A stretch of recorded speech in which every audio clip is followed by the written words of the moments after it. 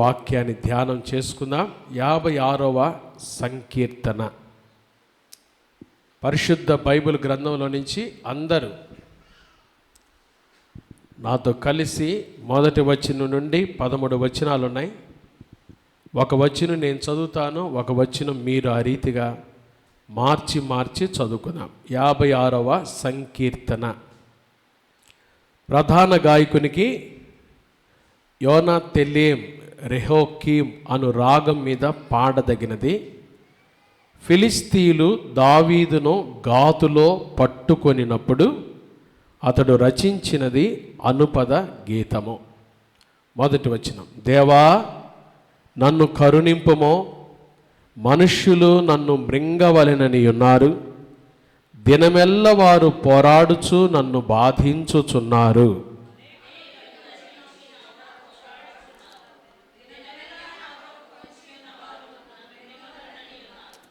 నాకు భయము సంభవించు దినమున నిన్ను ఆశ్రయించుచున్నాను.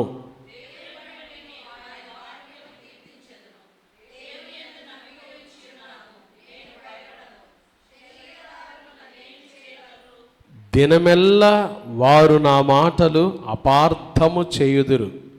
నాకు హాని చేయవలనన్న తలంపులే వారికి నిత్యము పుట్టుచున్నవి.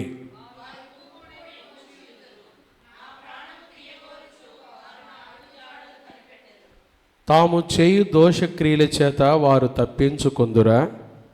దేవా కోపము చేత జనములను అనగగొట్టుమో.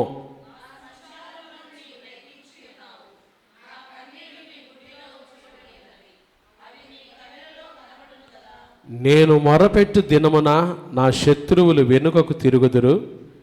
దేవుడు నా పక్షమున ఉన్నాడని నాకు తెలియను.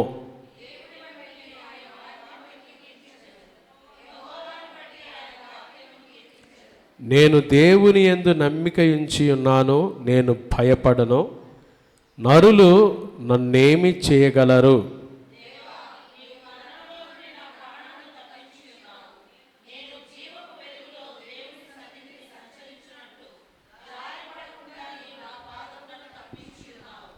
ఆఖరి వచనం అందరం కలిసి చదువుకుందామండి. 56వ సంకీర్తన 13వ వాక్యం. నేను నీకు మ్రొక్కుకొని ఉన్నాను, నేను నీకు స్తుతియాగములను అర్పించదను. దేవుడి మాటలు మనందరి మేలు నిమిత్తమై దీవించునుగాక. ఆమేన్. చాలా సంతోషమండి. ఈ ప్రార్థన సహవాసానికి చాలామంది వచ్చారు. లైవ్లో కూడా చాలామంది చూస్తున్నారు. మీ అందరికీ ప్రభువైన యేసుక్రీస్తు నామములో హృదయపూర్వకమైన వందనాలు చెల్లిస్తూ ఉన్నాం. కీర్తనలన్నీ భక్తులు చేసిన ప్రార్థనలు. వాస్తవంగా దీనికి ఒక రాగం కూడా పెట్టాడు. యోనాతెల్లేం రెహోకీం అను రాగం మీద పాడదగిన కీర్తన. కీర్తనలు యెరూషలేము దేవాలయంలో ఏం చేస్తారు చెప్పండి? పాటలుగా పాడతారు. కీర్తనలు అంటే ఏంటి చెప్పండి? పాటలు. ఇవి పాటలు అంతేకాదు, భక్తులు చేసిన ప్రార్థనలు. చెప్పండి ఏంటి ఇవి? ప్రార్థనలు. భక్తులు చేసిన ప్రార్థనలు. దావీదు మంచి ప్రార్థనాపరుడు. ఎప్పుడు ప్రార్థన చేశాడంట చూడండి. ఫిలిస్తీయులు దావీదును గాతులో పట్టుకొనినప్పుడు అతడు రచించింది. ఎప్పుడు ఫిలిస్తీయులు ఏం చేశారు?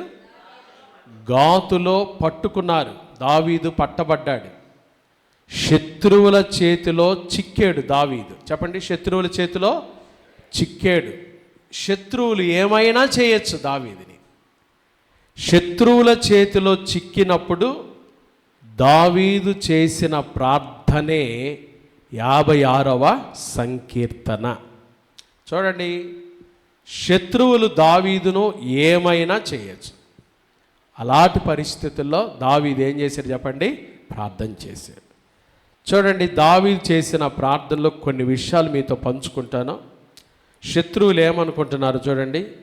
మొదటి వచనం 2వ భాగం. దినమెల్లా వారు ఏం చేస్తున్నారు?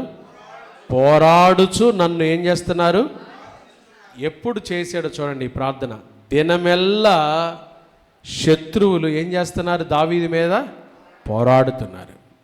రెండో వచనం, దినమెల్లా నా కొరకు పొంచి ఉన్నవారు నన్ను మృంగవలనని ఉన్నారు. కొన్నిసార్లు శత్రువులు మన కొరకు పొంచి ఉండటమే కాదు, మనల్ని ఏం చేయాలనుకుంటారు? మృంగేయాలనుకుంటారు. చూడండి తర్వాత ఇంకో మాట కూడా చూడండి, 5వ వచనం, దినమెల్లా వారు నా మాటలు ఏం చేస్తున్నారు? అపార్థం చేస్తున్నారంట. దినమెల్లా చూడండి 3 సార్లు ఆ మాట వచ్చింది. దినమెల్లా వారు ఏం చేస్తున్నారు? పోరాడుతున్నారు. దినమెల్లా నన్ను ఏం చేయాలనుకున్నారు? మృంగాలని చూస్తున్నారు. దినమెల్లా నా మాటలు ఏం చేస్తున్నారు? అపార్థం చేయుచున్నారు. అలాంటి పరిస్థితుల్లో దావీదు ఏం చేశాడు? ప్రార్థన చేశాడు. చూడండి దావీదు ప్రార్థన చేయటానికి కొన్ని సందర్భాలు చూపిస్తాను. చూడండి ముందు 3వ వచనం చూడండి, నాకు భయము సంభవించు దినమున. ఎప్పుడు ప్రార్థన చేశాడు చెప్పండి? ఎప్పుడంట? భయము. ఎప్పుడు దావీదు ఎప్పుడు చేశాడు చెప్పండి? భయములో. ప్రార్థన ఎప్పుడు చేయాలి చెప్పండి? భయములో, శత్రువుల మధ్యలో. నాకు భయము సంభవించు దినమున అనే మాట. చాలామందికి ఈరోజు ఏదో ఒక భయం మిమ్మల్ని కలవరపరుస్తూ ఉంది. మిమ్మల్ని అడిగితే మీరు కూడా నాకు చాలా విషయాలు చెప్తారు. దావీదులాగా. దావీదేమో ఫిలిస్తీన్లు గాతులో పట్టుకున్నారు దావీదుని. మీరు కూడా మీ నిజ జీవితంలో ఎక్కడో ఏదో భయములో ఉన్నారు. మిమ్మల్ని అడిగితే కొంతమంది అప్పుల భయం, కొంతమంది అనారోగ్య భయం, కొంతమంది భవిష్యత్తును గురించిన భయం, కొంతమంది మరణ భయం, కొంతమంది పిల్లలను గురించిన భయం. ఈ రోజుల్లో పిల్లలను గురించి భయం వేస్తుంది. అమ్మో వాడికి ఏమైద్దో, ఆ అమ్మాయికి ఏమైద్దో, వాళ్ళు దేవుని మాటలు వింటల్లా, మా మాటలు వింటల్లా, వాళ్ళ పరిస్థితి ఏమైద్దో భయము. ఏదో ఒక భయము మీ జీవితాలను పట్టి పీడిస్తుంది. దేవుని బిడ్డలారా, భయములోనే దావీదు ఏం చేశాడు చెప్పండి? దేవుని ఆశ్రయించాడు. హల్లెలూయా. భయములో చేసిన ప్రార్థన ఇది. మీరు కూడా విశ్వాస జీవితంలో ఎక్కడైతే భయములో ఉన్నారో, మీకు ఏ భయము మిమ్మల్ని పట్టి పీడిస్తుందో, ఏ కలవరాల చేత కొట్టుమిట్టాడుతూ వచ్చారో, దేవుని సన్నిధిలో భయములోనే మనం ఏం చేయాలి చెప్పండి? ప్రార్థించాలి. భయములో. నాకు భయము సంభవించును దినమున నేను నిన్ను ఆశ్రయించాను, ఆయన నా భయములన్నిటిలో నుంచి. చెప్పండి మన దేవుడు ఎవరు చెప్పండి? భయములన్నిటిలో నుంచి మనల్ని ఏం చేయవాడు? తప్పించువాడు. హల్లెలూయా. భయములన్నిటిలో నుంచి చెప్పాలి గట్టిగా. దేంట్లో నుంచి? భయములన్నిటిలో నుంచి ఆయన మనల్ని ఏం చేయవాడు? తప్పించువాడు. భయములన్నిటిలో నుంచి. భయములో ప్రార్థన చేశాడు. 3వ వచనం చదువుదాం. 56వ కీర్తన 3వ వచనం. నాకు భయము సంభవించు దినమున నిన్ను ఆశ్రయించను. తర్వాత చూడండి మరొక మాట. దావీదు 4వ వచనం, దేవుని బట్టి నేను ఆయన వాక్యమును ఏం చేస్తానో. దావీదు ఈ ప్రార్థనలో మనకేం నేర్పిస్తాడో తెలుసా? ప్రార్థించే వారికి వాక్యం తెలిసి ఉండాలి. వాక్యము ద్వారా. చూడండి దావీదు ప్రార్థన ఎప్పుడు చేశాడు తెలుసా? వాక్యం తెలుసుకొని ప్రార్థన చేస్తున్నాడు. చెప్పండి, దేవుని వాక్యాన్ని తెలుసుకొని ప్రార్థన చేస్తాడు. కొంతమంది ప్రసంగం అంటే వినరు కానీ ప్రార్థన చేయటానికి మాత్రం వస్తారు. అది మంచిది కాదు. ఎందుకు? ప్రార్థనకు ముందు దేవుని వాక్యం మనకు కావాలంటే వాక్యము ద్వారా మనల్ని మనం సిద్ధపరచుకొని, వాక్యం ద్వారా మనల్ని మనం శుద్ధిపరచుకొని, వాక్యం ద్వారా మన జీవితాలను మనం కడుగుకొని, అప్పుడు దేవుని సన్నిధిలో మనం ఏం చేయాలి? ప్రార్థన చేయాలి. కాబట్టి దావీదు అంటున్నాడు, నాకు భయము సంభవించినప్పుడు నిన్ను ఆశ్రయించాను. రెండవది, నీ వాక్యమును బట్టి, నీ వాక్యాన్ని కీర్తిస్తూ నేనేం చేశానో ప్రార్థన చేస్తున్నాను. మూడవది 4వ వచనం చూడండి, 56వ కీర్తన 4వ వచనం, దేవుని యందు నమ్మిక ఉంచి ఉన్నాను, నేను ఏం చేయను భయం. ప్రార్థన చేసే వాళ్ళకి దేవుని మీద ఏముండాలి? నమ్మకం ఉండాలి. హల్లెలూయా. ప్రార్థించే వారికి దేవుని మీద ఏముండాలి చెప్పండి? నమ్మకం ఉండాలి. నేను దేవుని యందు నమ్మిక ఉంచాను. 3 విషయాలు చెప్పా ఎప్పుడు ప్రార్థన చేస్తున్నాడు దావీదు. 1, భయములో ప్రార్థన చేస్తున్నాడు. 2, వాక్యాన్ని కీర్తిస్తూ ప్రార్థిస్తున్నాడు. 3వది, దేవుని నమ్మి ప్రార్థన చేస్తున్నాడు. చెప్పండి, ప్రార్థన చేయడానికి వచ్చిన మీరు మీ భయములో దేవుని సంపూర్ణంగా ఆశ్రయిస్తున్నారా? 2వది, వాక్యం తెలుసుకొని వాక్యానుసారంగా ప్రభువుని కీర్తిస్తూ ప్రార్థిస్తున్నారా? 3వది, దేవుని మీద నమ్మకం ఉంచి ప్రార్థిస్తున్నారా? చాలా ప్రాముఖ్యం ఇది. నేను వాక్యానుసారంగా జీవించను కానీ నేను ప్రార్థన చేస్తానంటే దేవుడు ఆ ప్రార్థన ఆలకించడు. వాక్యంతో నాకు పని లేదు కానీ నేను ప్రార్థన చేస్తాను, దేవుడు నా ప్రార్థన వినాలి అంటే దేవుడు ఆ ప్రార్థనకు జవాబు ఇవ్వడు. వాక్యం చాలా ప్రాముఖ్యం. మనం దేవుని వాక్యానుసారంగా నడుచుకుంటున్నప్పుడే, వాక్యం ద్వారా మన జీవితాలను మనం కడుక్కుంటున్నప్పుడే అర్థవంతంగా మనం ఏం చేయగలమో ప్రార్థన చేయగలం. దేవుని వాక్యం ద్వారా మనల్ని మనం శుద్ధి చేసుకోకుండా, దేవుని వాక్యం ద్వారా మనల్ని మనం కడుగుకొనకుండా దేవునికి ఇష్టమైన ప్రార్థన మనం చేయలేము. వాక్యం చాలా ప్రాముఖ్యం. కాబట్టి మన జీవితాలు శుద్ధి చేసుకుంటూ వాక్యానికి తగినట్టుగా నడుస్తూ దేవుని సన్నిధిలో మనం ప్రార్థన చేస్తే, మనం ప్రార్థన చేయుచూ ఉండగానే, నాకు ఇష్టమైన మాట చూడండి, యెషయా గ్రంథం 64వ అధ్యాయం. దేవుడు ఏమంటాడో తెలుసా? మనం దేవునికి ఇష్టంగా నడుస్తూ మనం కానీ ప్రార్థన చేస్తే, యెషయా గ్రంథము 65వ అధ్యాయం 24వ వచనం చదవండి అమ్మ ఎవరైనా. యెషయా గ్రంథం 65:20. వారికి ఇలాగున జరుగును, వారు వేడుకొనక మునుపు నేను ఉత్తరం ఇచ్చేదను, వారు ఇక్కడ మనవి చేయుచుండగా. చూడండి, దేవుడు అన్నాడు, ఇంకా ప్రార్థన ఆపేశారా? వారు మనవి చేయుచుండగా అనండి. ఆ మాట అందరూ అనండి. అంటే మీరు ఇప్పుడు ప్రార్థన వాక్యం అయిన తర్వాత నేను ప్రార్థన చేసుకోండి అమ్మా, ఏ విషయం కొరకు ప్రార్థన చేయటానికి వచ్చారో దేవుని సన్నిధిలో ప్రార్థన చేయండమ్మా అని ప్రార్థన చేసుకోవడానికి సమయం ఇచ్చినప్పుడు, మీరు ప్రార్థన చేయుచు ఉండగానే, ఇంకా ప్రార్థన ముగించలా, వారు మనవి చేయుచుండగా నేనేం చేస్తాను? ఎంత గొప్ప దేవుడు! ప్రార్థన ముగించక ముందే ఏలియా ప్రార్థన ఆలకించి ఆకాశం నుండి ఏం కురిపించాడు? అగ్ని కురిపించిన దేవుడు ఈ రాత్రి వాక్యానుసారంగా నడుస్తూ, దేవునికి ఇష్టంగా మనం నడుచుకుంటూ, వాక్యం ద్వారా మనల్ని మనం శుద్ధి చేసుకుంటూ దేవుని సన్నిధిలో ప్రార్థన చేస్తే, మీరు ప్రార్థన చేయుచూ ఉండగానే ఆకాశం నుండి దేవుడు మీ ప్రార్థన ఆలకించి అద్భుతములు చేయునుగాక, అద్భుతములు చేయునుగాక.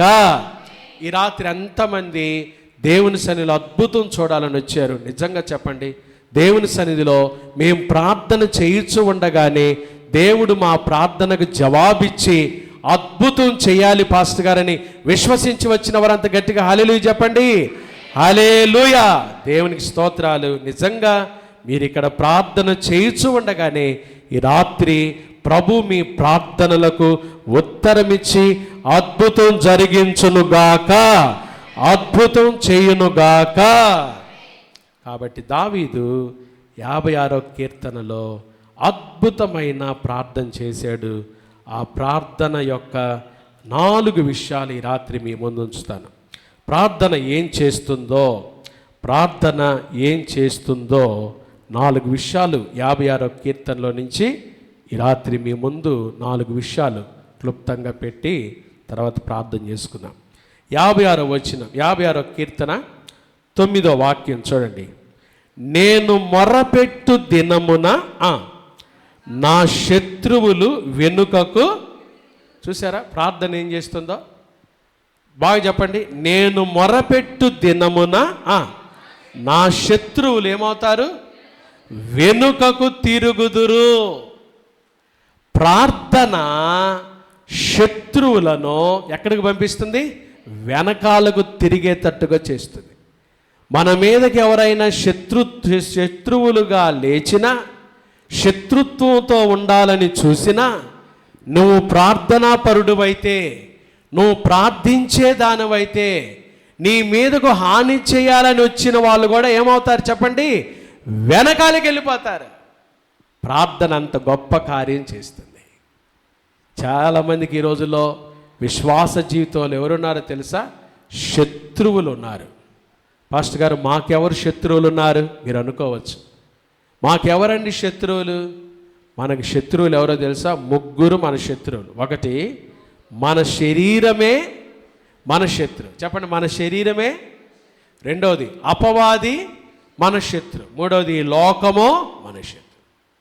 ఈ లోకము దేవుని బిడ్డలను చూసి సహించేది కాదు.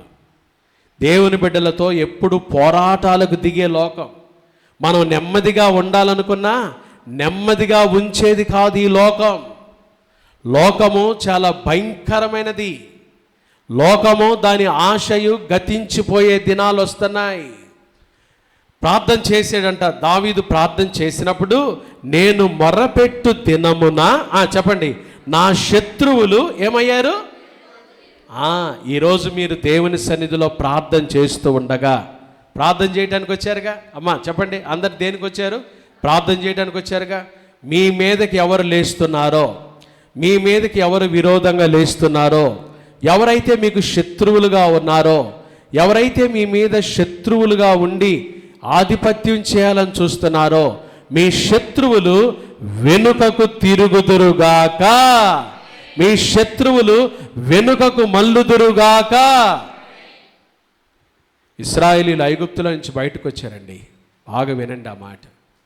ఐగుప్తుల నుంచి బయటకు వచ్చిన తర్వాత వాళ్ళ ముందేమో ఎర్ర సముద్రం. చెప్పండి, ముందేముంది? వెనకాలేమో ఫరో సైన్యం. వాళ్ళేమో భయపడిపోయారు. 10 తెగుళ్ళు దేవుడు అద్భుతాలు చేసి తీసుకొచ్చిన తర్వాత కూడా ఇంకా దేవుని బిడ్డల్లో నమ్మకం లేదు, ప్రభువు మీద నమ్మకం లేదు, సనుగుతున్నారు, గొనుగుతున్నారు. మోషే ఏమో దేవుని సన్నిధిలో మోకరించి ఏం చేస్తున్నాడు? ప్రార్థన చేస్తాడు. దేవుడు ఏమంటాడు తెలుసా? మోషే దిగులు పడద్దు, ముందుకే సాగిపోండి. హల్లెలూయా. విశ్వాస జీవితంలో శత్రువులు వచ్చారని, వెనకాల శత్రువులు ఉన్నారని, చుట్టుపక్కల శత్రువులు తరుముతున్నారని దిగులు పడేవాడు క్రైస్తవుడు కాదు. చింతపడేవాడు క్రైస్తవుడు కాదు. దిగులు పడేవాడు దేవుని బిడ్డ కాదు. శత్రువులు వెనకాల తరుముతున్నా మనం ఎక్కడికి వెళ్ళిపోవాలి చెప్పండి? ముందుకే సాగిపో, ముందుకే సాగిపో. ఎందుకో తెలుసా? నువ్వు మొరపెట్టిన దినమున నీ శత్రువులు ఏమవుతారు? వెనకాకు తిరిగేటట్టుగా చేస్తారు కదండి. వాళ్ళు ఎర్ర సముద్రంలోనే ఏమైపోయారు చెప్పండి? శత్రువులందరూ మునిగిపోయారండి, మునిగిపోయారు. ఫరో సైన్యం అంతా ఎర్ర సముద్రంలో మునిగిపోయారు. ఎర్ర సముద్రము నీ ఆజ్ఞ మేరకు రహదారిగా మారగా, దాటిరే నీ జనులు బహు మముగా, ఆ జలములలోనే శత్రు సైన్యము మునిగిపోయేనే. కృపా సత్య సంపూర్ణ సర్వలోకానికే చక్రవర్తివి నీవే ప్రభు, నా సన్మానానికే మహనీయుడవు, మహనీయుడవు నీవే నయ్యా. హల్లెలూయా. ప్రార్థన చేసే మొదటి ఘనకార్యం, ఆశీర్వాదకరమైన కార్యం ఏం చెప్పండి? మన శత్రువులను ఎక్కడికి తీసుకెళ్తుంది? ఇప్పటి వరకు మీకు ఎవరైతే శత్రువులుగా ఉన్నారో, ఎవరు మిమ్మల్ని విసిగిస్తున్నారో, సాధిస్తున్నారో, ఎవరు మీ మీదకి లేస్తున్నారో, వారు అప్పుల వారా, వారు ఎవరైనా ఆర్థికంగా మిమ్మల్ని నలగొట్టాలని చూస్తున్నవారా, ఎక్కడైనా మీ అభివృద్ధిని అడ్డుకోవాలని చూస్తున్నవారు ఎవరైనా ఉన్నారా? మీరు ప్రార్థన చేయండి. రాత్రి మీరు ప్రార్థన చేయండి. మీ శత్రువులు ఏమవుతారు? వెనుకకు తిరుగుదురుగాక. ప్రార్థన శత్రువులను ఎక్కడికి తిప్పుతుంది? నీ మీదకి వచ్చిన వాళ్ళని కూడా, నీకు విరోధంగా లేస్తున్న వారిని కూడా వెనుకకు త్రిప్పే శక్తి ఎవరికి ఉంది? ప్రార్థన. యేసు నామములో మనం ప్రార్థన చేసినప్పుడు, యేసు నామం అన్ని నామముల కంటే పైనామం, ఘనమైన నామం కాబట్టి ఆయన నామంలో శత్రువులందరి మీద మనకేం దొరుకుతుంది? జయము దొరుకును. హల్లెలూయా. మొదటిది ప్రార్థన ఏం చేస్తుందంటే మన శత్రువులను ఏం చేస్తుంది? వెనుకకు తిరిగేటట్టుగా చేస్తుంది. 56వ కీర్తన 9వ వచనం, నేను మొరపెట్టు దినమున నా శత్రువులు వెనుకకు తిరుగుదురు. రెండో మాట చూడండి, దేవుడు నా పక్షమున ఉన్నాడని. చూసారా? ప్రార్థన ఏం చేస్తుందంటే దేవుడు నా పక్షమున ఉన్నాడని తెలుసుకునేటట్టు చేస్తుంది. ప్రార్థనలో ఉన్న గొప్పతనం అదే. దేవుడు నా పక్షమై ఉన్నాడు. నీ పక్షము ఎవరు లేకపోవచ్చు, కానీ ప్రార్థన చేసే వారి పక్షమున ఎవరుంటారు? దేవుడు ఉంటాడు. మాథ్యూ హెన్రీ అనే దైవజనుడు ఏమంటాడు తెలుసా? 1 man with God is a majority. చూసారండి? 1 man with God is a majority. ఒక్క మనిషి దేవునితో ఉన్నాడని తెలిస్తే చాలు, దేవుడు అతని పక్షమై నిలబడతాడు. ప్రార్థన ద్వారా మనకు దొరికే రెండవ ఆశీర్వాదం ఏంటో తెలుసా? ఎప్పుడైతే నువ్వు ప్రార్థన చేయడానికి మోకరిస్తావో, ఎప్పుడైతే దేవుని సహాయం కొరకు నీ 2 చేతులు ఎత్తుతావో, ఎప్పుడైతే దేవుని సహాయం కొరకు ఆయన వైపు చూస్తావో, దేవుడు ఎవరి పక్షమై వచ్చేస్తాడు? నీ పక్షమై నిలబడతాడు.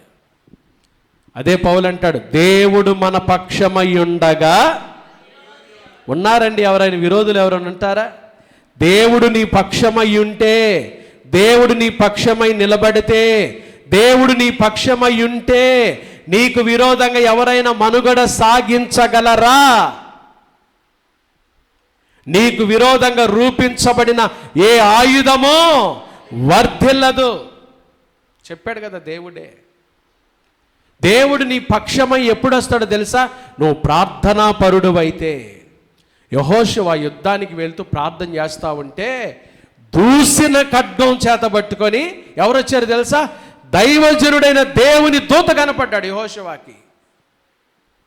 యెహోషువ ఆ దేవదూతను చూస్తూ అడుగుతాడు, అయ్యా నువ్వు మా పక్షమై ఉన్నవాడివా, మా విరోధుల పక్షమై ఉన్నవాడివా? ఆ దేవదూత ఏమంటాడు తెలుసా? నేను నీ పక్షమై నిలబడుతున్నాను. హల్లెలూయా. ఈ యుద్ధంలో నీ పక్షమై నిలబడుతున్నాను. హల్లెలూయా. హల్లెలూయా. ఏందయ్యా? దేవుడు మన పక్షమై ఉండాలంటే చెప్పండి, మనం ఏం చేయాలి? ప్రార్థన చేయాలి. దేవుడు మన పక్షమై ఉంటాడు. ప్రార్థన ద్వారా దేవుడు మన పక్షమై నిలబడతాడు. నీ పక్షాన్ని ఎవరు లేకపోవచ్చు కదండి. కొన్నిసార్లు నాకు ఎవరున్నారండి, నా పక్షమై నిలబడే వాళ్ళు ఎవరున్నారండి? నాకు ఎవ్వరు లేరు పాస్టర్ గారు. నా పక్షాన్ని నిలబడే వాళ్ళు ఎవరు లేరు పాస్టర్ గారు. నా పక్షమై నిలబడే వాళ్ళు ఎవరు లేరు. మీరు దిగులు పడచ్చు. లేకపోతే మీరు ఒంటరి వారై ఉండొచ్చు. వారిలో ఒంటరి అయిన వాడు ఎంతమంది? మిమ్మల్ని 1000 మందిగా చేస్తాడు యేసయ్య. ప్రభు మీ పక్షమై నిలబడితే ఎలా నిలబడతాడంటే, ప్రార్థన చేసే వారి పక్షమై దేవుడు ఏం చేస్తాడు చెప్పండి? నిలబడతాడు. దావీదు అంటున్నాడు, నేను ఎప్పుడైతే ప్రార్థన చేస్తున్నానో, ప్రార్థన చేయటానికి దేవుని సన్నిధిలో మోకరించానో, నేను మొరపెట్టిన దినమున నా శత్రువులు వెనకాలకి వెళ్ళిపోయారు. అంతేకాదు, నాకు తెలిసిన ఒక అద్భుతమైన విషయం ఏంటంటే, నా పక్షమై ఎవ్వరు లేకపోయినా దేవుడు నా పక్షమై ఉన్నాడని నాకు తెలిసింది. ప్రార్థన చేసే వారి పక్షాన దేవుడు నిలబడునుగాక, దేవుడు వారి పక్షమై వ్యాజ్యమాడునుగాక, దేవుడు వారి పక్షమై అద్భుతములు చేయునుగాక. ప్రార్థన చేయాలి. మనం ప్రార్థన చేస్తే చాలు, దేవుడు మన పక్షమై ఏం చేస్తాడు? వ్యాజ్యమాడతాడు, మన పక్షమై నిలబడతాడు దేవుడు. మనం ప్రార్థన చేసినప్పుడు ప్రార్థన చేయాలి, బాగా ప్రార్థన చేయాలి. చెప్పండి, ప్రార్థన చేసినప్పుడు ఒకటి, శత్రువులు ఏమవుతారు?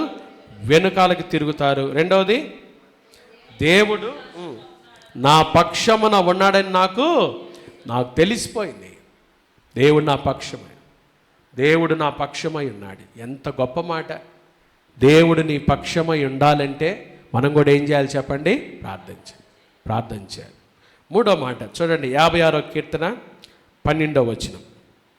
56వ కీర్తన 12. దేవా, నీవు మరణములో నుండి నా ప్రాణమును ఏం చేసావు? ప్రార్థన మరణములో నుండి మన ప్రాణాన్ని ఏం చేస్తే?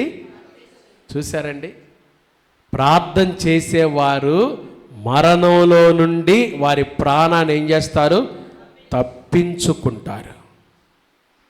ప్రార్థనకు ఆ శక్తి ఉందండి, ప్రార్థనకు ఆ శక్తి ఉంది. ప్రభు అన్నాడు, నా యందు విశ్వాసముంచిన వాడు మరణములో నుండి జీవపు వెలుగులోనికి వచ్చి ఉన్నాడు. మరణంలో నుండి, నరకంలో నుండి, అగ్నిగుండంలో నుండి నువ్వు తప్పించబడాలంటే ఏం చేయాలి? ప్రార్థన చేయాలి. ప్రార్థన మరణంలో నుండి మన ప్రాణాన్ని తప్పిస్తుంది. చూసారా, లోకంలో ఈరోజు ఎక్కడ చూసినా ఏముంది? మరణం ఉంది. ఎక్కడ చూసినా మరణ వార్తలే వింటున్నా, ఎక్కడ చూసినా మరణపు వాసన. ఈ లోకమే మరణానికి పుట్టినిల్లు. ఎక్కడ చూసినా మరణపు వాసనే. మరి జీవపు వాసన ఎవరి దగ్గర ఉంది? ప్రార్థన చేసేవారు ఎలా ఉంటారు చెప్పండి? నిత్యము మరణం నుండి తప్పించబడి జీవపు వెలుగులో నడిపించబడతారు. చూసారా, కొంతమంది గృహాలు మరణపు వాసనతో ఉన్నాయి. లాజరు చనిపోయాడండి. యేసు ప్రభు 4 రోజులు ఆలస్యం చేశాడంట. చెప్పండి, ఆ వార్త విని యేసయ్య ఏం చేశాడు? ఆలస్యం చేశాడు. ఈ 4 రోజులకి ప్రభు అక్కడికి వెళ్ళేసరికి మార్త ఏమనిందో తెలుసా?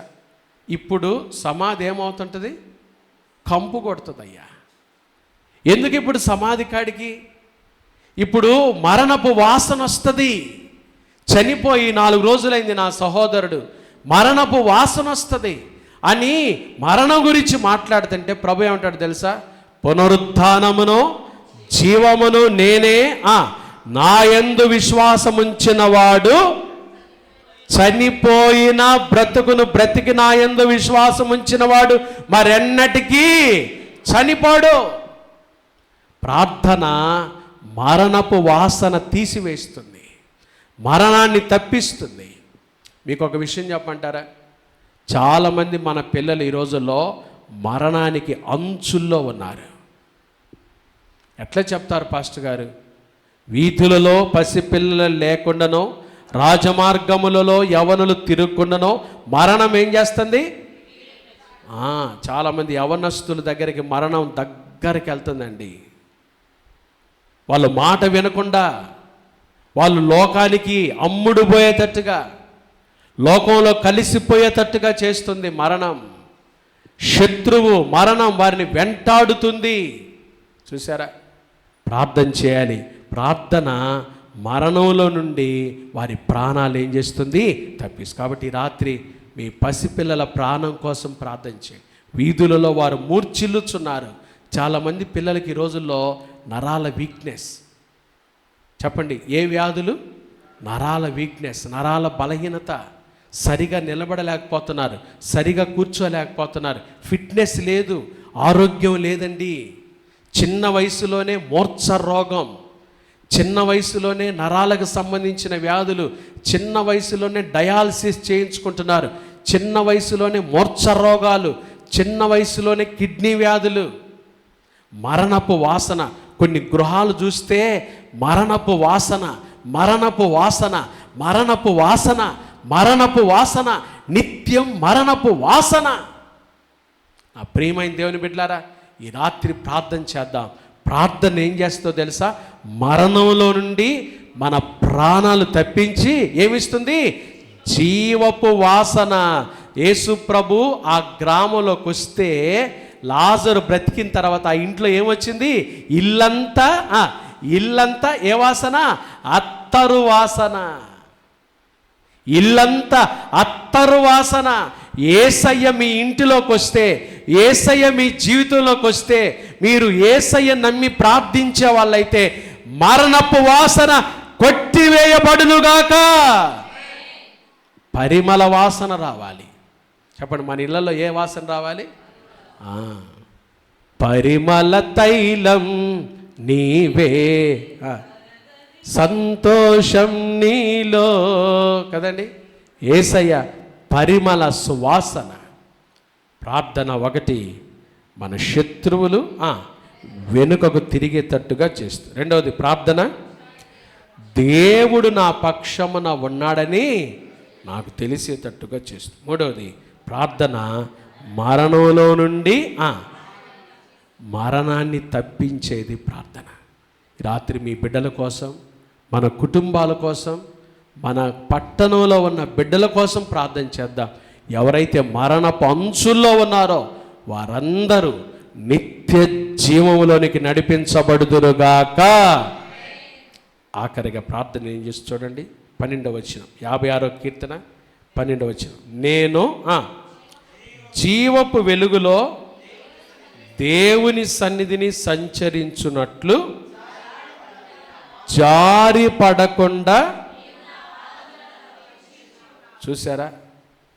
జారి పడకుండా నా పాదాలు తప్పించేది ప్రార్థన. చాలామంది విశ్వాసంలో నుండి ఏమవుతున్నారు? జారిపోతున్నారండి. నే జారిపోకుండా, నే పడిపోకుండా యేసు నా చెయ్యి పట్టుకో. నే జారిపోకుండా, నే పడిపోకుండా యేసు నా చెయ్యి పట్టుకో. చెయ్యి పట్టుకో, నా చెయ్యి పట్టుకో. నీ జారిపోకుండా, నీ పడిపోకుండా యేసు నా చెయ్యి పట్టుకో. జారిపోకుండా. దేవుని బిడ్డలు జారిపోకూడదు కదండి. ప్రార్థన ఏం చేస్తుందో తెలుసా? నేను జారి పడకుండా నీవు నా పాదాలు ఏం చేశావు? దేవుని సన్నిధిలో మనం నిలబడేటట్టుగా జారి పడకుండా చేసేది ప్రార్థన. అదే యేసు ప్రభువారు అంటాడు, మీరు శోధనలో ప్రవేశించకుండానట్లు మెలకు కలిగి ఏం చేయండి? ప్రార్థన చేస్తే మనం జారి పడకుండా ప్రభు మన పాదాలు తప్పిస్తాడు. ఆ ప్రియమైన దేవుని బిడ్డలారా, ఎక్కడైనా జారి పడ్డావా? లోకంలో కలిసిపోయావా? దేవునికి విరోధమైన పనులు చేస్తూ వచ్చావా? దేవుని కాడ క్షమాపణ అడుగు. ప్రభువుని అడుగు, ప్రభా జారిపోయానయ్యా, నా పాదాలు జారి పడకుండా నా పాదాలు తప్పించయ్యా. జీవపు వెలుగులో నేను నిలబడినట్లుగా జారి పడకుండా నా జీవితాన్ని నిలబెట్టయ్యా, నీ కొరకు సాక్షిగా నిలబెట్టాయని మనం అడిగితే ప్రభు మన ప్రార్థన ఆలకించి జారి పడకుండా మన పాదాలు గట్టిగా నిలుపుతాడు ఆయన. జారి పడకుండా మన విశ్వాసాన్ని కాపాడుతాడు ఆయన. జారి పడకుండా మన బ్రతుకులు కాపాడేవాడు ఆయన కదండి. చాలామంది దేవుని బిడ్డలు ఈ రోజుల్లో కొంచెంలోనే విశ్వాసంలో నుండి ఏమైపోతున్నారు? జారిపోతారు. ఎక్కడ జారిపోతున్నావో, ఎక్కడ దేవునికి దూరం అవుతున్నావో ఈ రాత్రి ప్రార్థన చేద్దాం. దావీదు తన కష్టకాలంలో ప్రార్థన చేశాడు, భయము సంభవించినప్పుడు ప్రార్థన చేశాడు, తను దినమెల్ల పోరాటాలు ఉన్నప్పుడు ప్రార్థన చేశాడు, శత్రువులు తన మాటలు అపార్థం చేసుకుంటున్నప్పుడు ప్రార్థన చేశాడు, ఎన్నో హాని చేయవలనని తలంపులు శత్రువుల మధ్యలో ఉన్నప్పుడు ప్రార్థన చేశాడు. ప్రార్థన చేసినప్పుడు దావీదు అంటాడు కదా, నేను నా దేవునికి మొరపెట్టిన దినమున నా శత్రువులు ఏమయ్యారు? వెనుక. ప్రార్థన శత్రువులను ఏం చేస్తుంది? వెనుకకు తిరిగేటట్టుగా చేస్తుంది. రెండవది, ప్రార్థన చేసినప్పుడు దేవుడు నా పక్షమున ఉన్నాడని నాకు ఆ విశ్వాసం, ఆ నమ్మకం మనకు వస్తుంది. మనం ప్రార్థన చేసే వాళ్ళమైతే దేవుడు ఎవరి పక్షాన ఉంటాడు? చూసారండి, ప్రార్థన చేసే వాళ్ళ పక్షాన ఉంటాడు ఆయన. ఇంకెవరి పక్షాన ఉంటాడు దేవుడు? నిత్యం ఆయన కొరకు భక్తి చేసే వాళ్ళ పక్షాన ఆయన కదా. దానియేలు సింహాల బోన్లో వేసినప్పుడు రాజా మాట అంటాడు, నిత్యము నీవు సేవించుచున్న నీ దేవుడే నిన్ను రక్షించను. ప్రార్థన చేసే వాళ్ళ పక్షాన దేవుడు ఉంటాడు. మూడవది, ప్రార్థన మరణం నుంచి తప్పిస్తుంది. ప్రార్థన జారి పడకుండా మన పాదాలు నిలబెడుతుంది. ప్రార్థన చేద్దామా?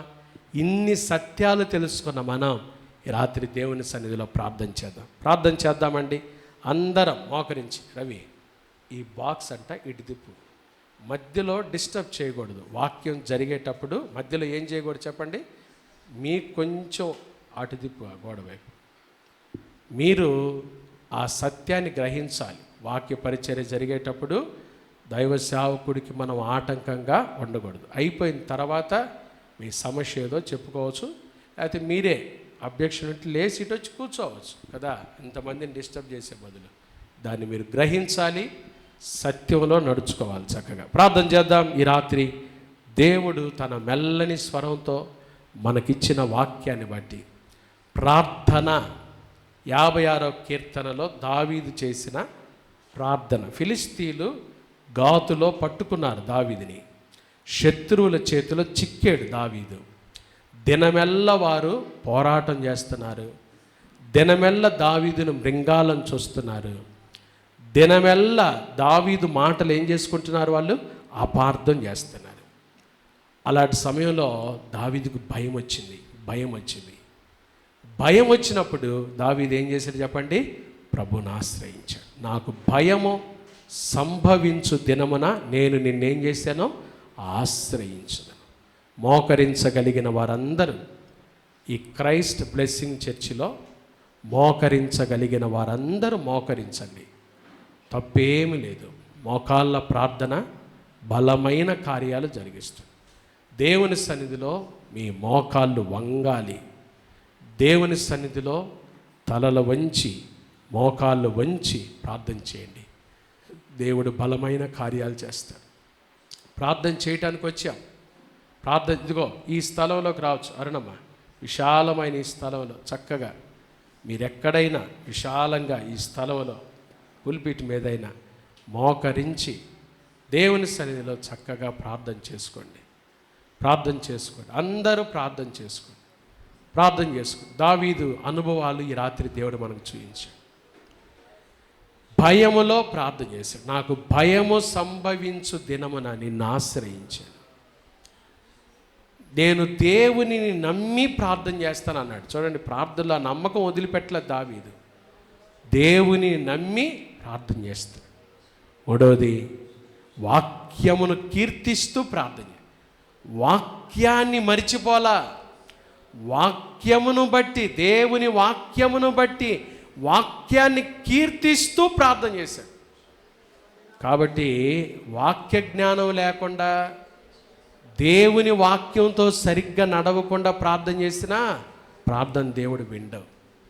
దేవుని వాక్య జ్ఞానముతో, వాక్య నడిపింపుతో చక్కగా మనం ప్రార్థన చేసినప్పుడు దేవుడు మన ప్రార్థన వింటాడు. ప్రార్థన చేశాడు దావీదు. ప్రార్థన చేస్తే నేను మొరపెట్టిన దినమున నా శత్రువులు వెనుకకు తిరిగారు. ప్రార్థన నీ శత్రువులు వెనుకకు తిరిగేటట్టుగా చేస్తుంది. ప్రార్థన దేవుడు నీ పక్షము ఉన్నాడని నువ్వు తెలుసుకునేటట్టు చేస్తుంది. ప్రార్థన చేసే వాళ్ళ పక్షాన దేవుడు ఉంటాడు. మనుషులు ఎవరు లేకపోవచ్చు, నీకెవ్వరు లేకపోవచ్చు, మీ బంధువులు ఎవరు లేకపోవచ్చు, నీకు తోడు ఎవరు లేకపోవచ్చు, కానీ ప్రార్థన చేసే వారి పక్షమై దేవుడు నిలబడతాడు, దేవుడు కార్యం చేస్తాడు. ఈ రాత్రి మీరు దేవుని సన్నిధిలో ప్రార్థన చేయండి. మీరు ప్రార్థన చేస్తూ ఉండగానే ప్రభు మీ పక్షమై, మీ కుటుంబ పక్షమై, మీ పక్షమై దేవుడు నిలబడి కార్యాలు చేసేటట్టుగా ప్రార్థన చేస్తుంది. ప్రార్థన మరణపు వాసన తప్పిస్తుంది. మరణాన్ని తప్పించే శక్తి ప్రార్థనకు మాత్రమే ఉంది. నేను ప్రార్థించిన దినమున మరణంలో నుండి నా ప్రాణం తప్పించావయ్యా. మరణపు వాసన, నీ ఇంటి మీద మరణపు వాసన ఉందా? నీ జీవితంలో మరణపు వాసన ఉందా? మరణపు వాసన కొట్టివేసేది ప్రార్థన మాత్రమే. మరణాన్ని తప్పించేది ప్రార్థన మాత్రమే. ప్రార్థన చేసుకో. ఈ రాత్రి నీ బిడ్డల మీద ఉన్న మరణం, నీ ఇంటి మీద ఉన్న మరణం యేసు నామములో తొలగిపోవునుగాక. ప్రార్థన జారి పడకుండా నీ పాదాలు తప్పిస్తుంది, నిలబెడుతుంది. దేవుని సన్నిధిలో నువ్వు నిలబడేటట్టుగా, దేవుని సన్నిధిలో దేవుని సాక్షార్థమై నీవు నిలబడేటట్టుగా చేస్తుంది ప్రార్థన. ఇంత గొప్ప ప్రార్థనను విస్మరించకుండా ధైర్యంగా ప్రార్థన చేద్దాం. విశ్వాసంతో ప్రార్థన చేద్దాం. భయముతో వచ్చావా? విశ్వాసంతో అడుగు దేవుని రాత్రి. ప్రభువా, భయముతో వచ్చానయ్యా, నీ సన్నిధిలోకి భయముతో వచ్చా, కలవరంతో వచ్చా, సమస్యలతో వచ్చా, పుట్టెడు దుఃఖంతో వచ్చానయ్యా. ఇదిగో ప్రార్థన చేస్తున్నా. నాకు భయము సంభవించు దినమున నిన్ను ఆశ్రయిస్తున్నా. నీవే కదా ప్రభా, నీవే కదయ్యా నాకు తోడుగా నిలబడేది, నీవే కదా నా పక్షమై నిలబడేది. యేసయ్యా, ఈ రాత్రి ప్రార్థన చేసుకుంటున్నాను. చేయండి, ప్రార్థన చేయండి. అమ్మలారా, అక్కలారా, అయ్యలారా, ఎవరు మౌనంగా ఉండద్దు. దేవుడు మరణపు వాసన తప్పిస్తాడు. ప్రార్థన ద్వారా మరణపు వాసన తప్పించబడుతుంది. జీవపు వాసన మీ ఇంటి మీదకి వస్తుంది. జీవము అక్షయతను వెలుగులోకి తెచ్చే నా దేవుడు ప్రార్థన ద్వారా సమస్తము సాధ్యం చేస్తాడు. ప్రార్థన చేయండి. ప్రభువా, నే నిన్ను నమ్మి నిన్నాశ్రయించినాను. నరులేమి చేయగలరు, భయమేమి లేదు నాకు. ప్రభువా, నే నిన్ను నమ్మి గర్విష్ఠులైన వారు నాతో పోరాడుచుండా, ప్రతి మాటకెల్లవారు పరభావమేంచుచుండా, ప్రభువా నా ప్రక్క నుండి నన్ను తప్పించినావు. ప్రభువా, నే నిన్ను నమ్మి నిన్నాశ్రయించినాను. నరులేమి చేయగలరు, భయమేమి లేదు నాకు. జీవంపు వెల్గువైనా నీ సన్నిధానమందు నే సంచరించునట్లు, నే జారిపోకుండా, ప్రభువా నా ప్రక్క నుండి నన్ను తప్పించినావు. ప్రభువా నా ప్రక్క నుండి నన్ను తప్పించినావు. ప్రభువా నే నిన్ను నమ్మి నిన్నాశ్రయించినాను, నరులేమి చేయగలరు, భయమేమి లేదు నాకు. ప్రభువా నే నిన్ను నమ్మి నిన్నాశ్రయించినాను, నరులేమి చేయగలరు, భయమేమి లేదు నాకు. ఈ రాత్రి దేవుడు మనకిచ్చిన సత్యవాక్యమును బట్టి, జీవవాక్యమును బట్టి దేవానికి స్తోత్రాలయ్యా, దేవానికి స్తోత్రాలయ్యా. ప్రార్థన నా శత్రువులు వెనుకకు తిరిగేటట్టుగా చేస్తుందని, ప్రార్థన నీవు నా పక్షమై ఉండువాడవని నాకు తెలిసేటట్టుగా చేస్తుందని, ప్రార్థన మరణము నుండి నా ప్రాణాన్ని తప్పిస్తుందని, ప్రార్థన జారి పడకుండా నా పాదాలు నీ సన్నిధిలో నిలవబెడుతుందని నేను విన్నానయ్యా. ఇలాంటి ప్రార్థనా జీవితం నాకు దయచే ప్రభా, ప్రార్థనా జీవితాన్ని నాకు దయచే దేవా, ప్రార్థనా జీవితాన్ని నాకు దయచే. ఎక్కడ జారిపోయి వచ్చావో, ఎక్కడ దేవుని సన్నిధికి దూరమై వచ్చావో, ఎక్కడ దేవుని సన్నిధికి దూరంగా నడుచుకుంటున్నావో బిడ్డ, ప్రార్థన మన అడుగులు జారి పడకుండా చేస్తుంది. అడుగుదాం, దేవుని అడుగుదాం. ప్రభా నా పాదాలు జారి పడకుండా, నా పాదాలు జారి పడకుండా నీ వెలుగులో నిలబెట్టేశా, నీ వెలుగులో నిలబెట్టేశా. ప్రార్థన చేసు. ఎవరైనా ఒకరు ప్రేరేపించబడిన వారు ముందుకొచ్చి ప్రార్థనలో నడిపించవలసిందిగా మనం చేస్తున్నాం. ఎవరైనా ఒకరు ఈ రాత్రి దేవుని వాక్యం ద్వారా